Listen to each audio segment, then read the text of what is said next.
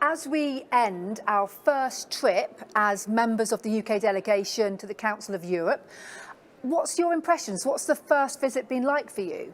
Well, I actually think I didn't know what to expect. And actually what is very clear to me is that Europe is bigger than the EU. And here, this is where parliamentarians for the 46 members who are members of the Council of Europe have come together to discuss issues that really matter to all of us across Europe. Violence against women, the environment, and so on.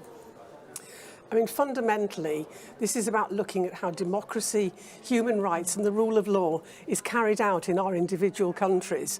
And it's so important. For me, the takeaway moment was learning that a lot of the issues that we are told in the UK are, as a result of our own policies, are exactly the same issues that we find across the whole of Europe. Yeah, and I think what's really interesting, Nickie, was what we heard today in the European Court of Human Rights, which applies the convention that we're here to oversee. And I think what really put it into perspective for me is that it's so important that the UK is involved in maintaining the rule of law. We have 1,000 years of human rights record, good human rights record, and we're so respected for that. So it's really vital that we are still here, part of the Council of Europe, overseeing the convention. Because if we put it into perspective with the cases, there's 75,000 cases going through the ECHR at the moment. 75% of those are 5 countries alone: Turkey, Russia, Ukraine, Armenia and Italy.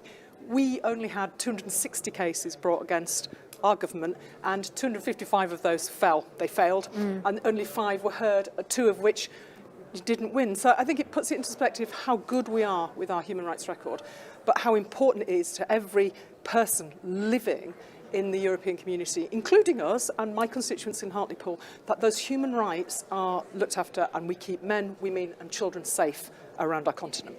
Yeah, I think for me, the fact that we've got a war in Europe currently, and the fact is that we've been discussing it here. We've been discussing the human rights atrocities, the violence against the citizens of the Ukraine by the Russians.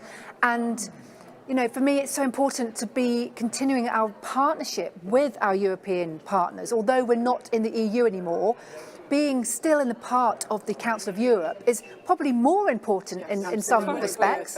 And to meet and talk to colleagues from across the 46 countries to understand better what we can do and what everybody can do it's so much to help. Wider, absolutely. Isn't it? And it's fascinating meeting people from Georgia, Ukraine. Yes. And I'm really proud to have spoken this week already on preventing sexual violence in conflict, and we were all there as one. Whatever our country, we were all speaking as one to protect citizens in in wartime. So I'm looking forward to coming back. You guys the same? Yes, absolutely. Yes. I look forward to coming back Yes. and being and representing our constituencies and our country in the Council of Europe. Proudly defending the rule of law around Europe.